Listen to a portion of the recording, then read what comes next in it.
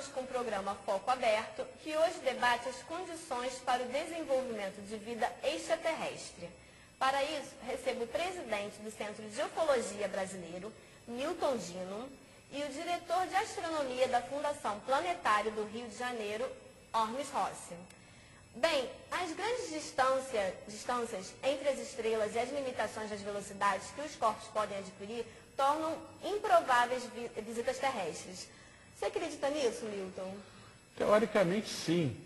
Mas veja bem, existem muitas pessoas aí falando numa coisa que se chama buraco de minhoca, que seriam atalhos onde essas grandes distâncias ficariam reduzidas. Eu não sei até que ponto a ciência já desenvolveu isso, mas é um questionamento que eu tenho. Outra coisa, nós vivemos num mundo tridimensional. O universo, quantas dimensões tem? Ninguém sabe.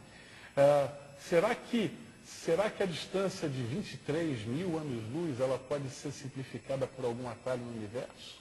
Será que existe uma forma de cortar esse caminho?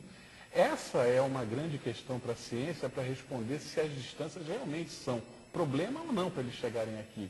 Entendeu? E quem deve uma resposta para a gente, nesse caso, é a senhora ciência. E você, Ormes, em relação a essa distância? Claro que esse é um fator extremamente limitador. Se você pensar que encaminhamos uma nave espacial, a Voyager saiu do sistema e que foi lançada no ano de 1977, está viajando ao longo desse tempo, chegou a 15 bilhões de quilômetros de distância. A estrela mais próxima está a 40 trilhões. Em anos-luz, que é o que a ciência usa. A estrela mais próxima chega, a sua informação aqui, leva 4 anos para chegar.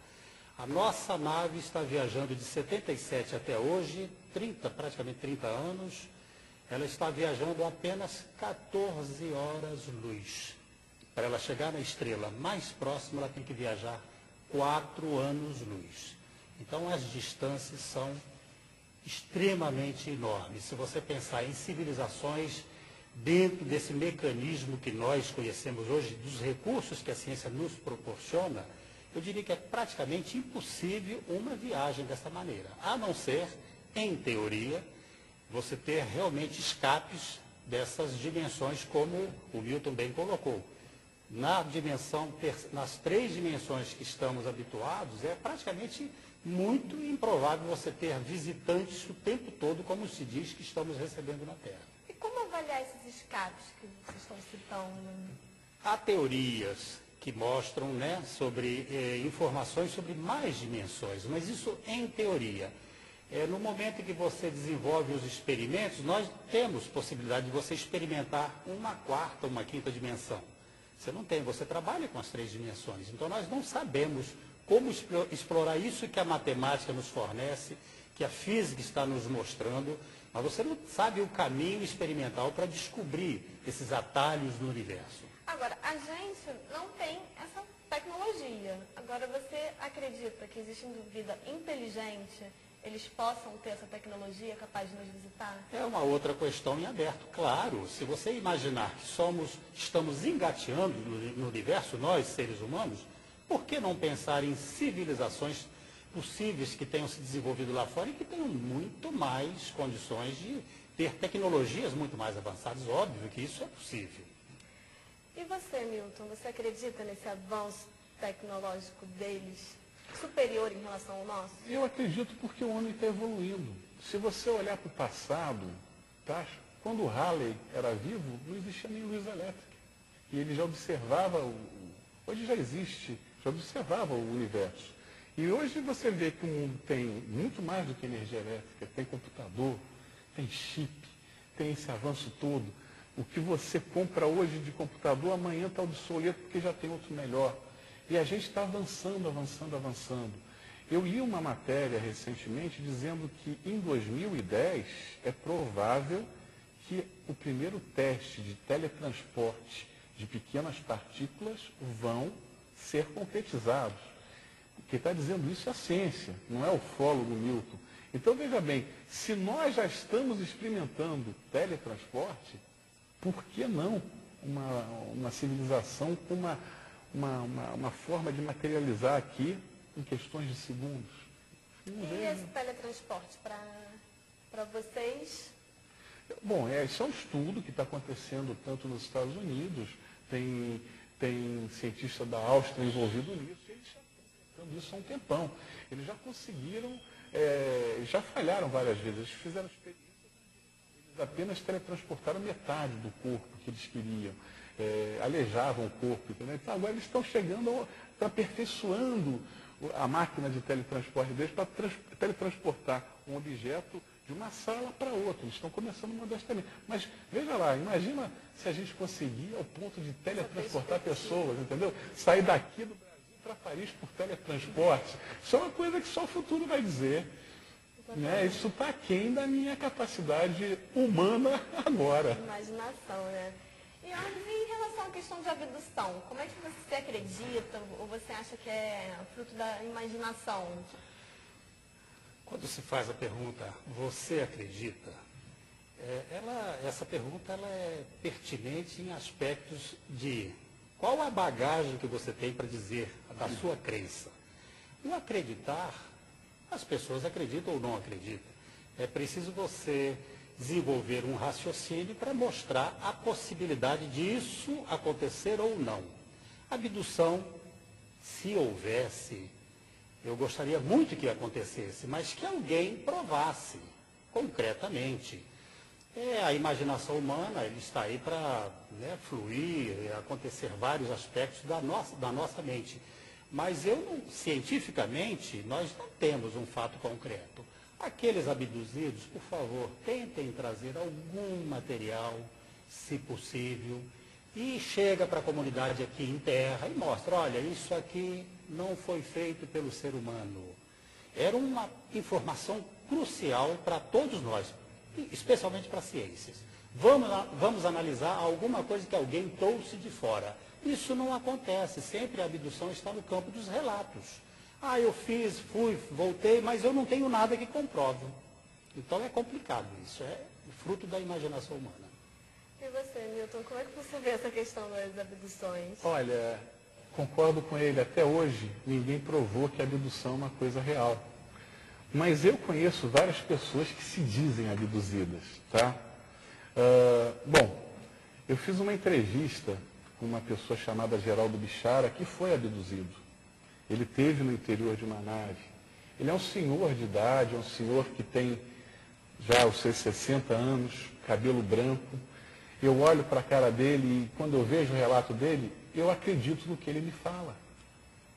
Por que eu acredito no que ele me fala? Porque eu conheço o Geraldo, eu acho que seria impossível aquele homem estar mentindo.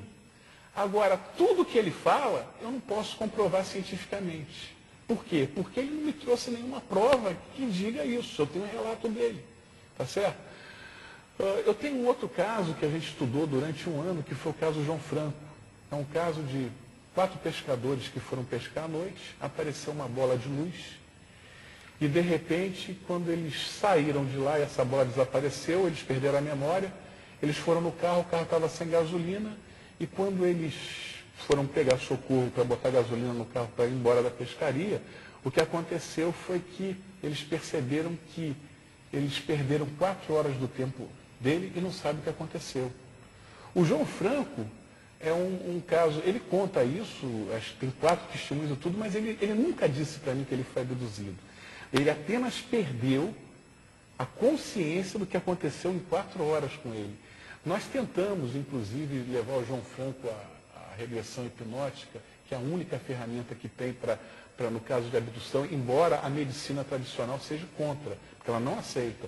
Só a medicina holística que aceita a hipnose, mas a medicina normal não. E o João Franco não conseguiu ser hipnotizado, não se lembrou de nada. Ele apenas perdeu a noção. Ele não fala em ser extraterrestre, ele não fala que viu nada. Ele diz que viu uma bola branca e que depois ele, o irmão dele, o Osório e o Ulisses, que estavam com ele, simplesmente perderam completamente a noção do tempo. Então, veja bem, eu acredito que, pelos relatos, realmente existe o fenômeno de abdução. Ele foi comprovado? Não, não foi comprovado. Nem o caso Trace Walton, que é um caso onde ele jamais caiu em contradição, passou por vários aparelhos, detector de mentira, e aí vai. Nem o caso Travis Walton a gente pode botar a mão no fogo, que é o caso do casal Hill, nos Estados Unidos, também não. Porque não existe uma prova científica da abdução. Tá? E existe o risco do delírio do ser humano. Tá certo? Uma pessoa, para dar um relato de abdução, ela tem que passar primeiro por um exame psicológico, para saber qual a condição dela. Depois por um exame psiquiátrico, para saber se ela está gozando de perfeita saúde mental. Para depois, então, ela dar o testemunho dela e a gente poder avaliar o que ela está fazendo. E regressão, tá? Por mais que você faça, você vai conseguir agradar metade da medicina e a outra metade da medicina sempre vai malhar, porque vai dizer, olha, não acredito em regressão, não acredito em hipnose, isso não é uma ferramenta científica. Agora, aproveitando os casos que você mesmo relatou, um muito famoso aqui no Brasil é o caso de Varginha, né? Como é que o senhor vê esse caso, a repercussão que ele teve? Apenas complementando a abdução. Eu acho que numa sequência razoável e lógica da exploração do universo, a civilização humana, quando está tentando mandar naves tripuladas para fora, acho que não seria a forma mais direta, mais imediata de nós chegarmos lá, tentar tirar alguém para viajar e depois voltar a entregar. Eu acho que isso foge de uma razão lógica. Caso Varginha, me parece que nós temos toda a informação de que muitas pessoas citadas a respeito negam veementemente, que não tem nenhum o que esconder, que não participaram de nada. Fica nessa imaginação humana. Eu não tenho informação concreta, cientificamente, de nenhum procedimento que comprove o caso Varginha. Porque foi colocado que, inclusive, 3 dos seres não identificados foram levados para uma universidade. Não foi comprovado, mas especula-se. Acho difícil nós, seres humanos, esconder a informação.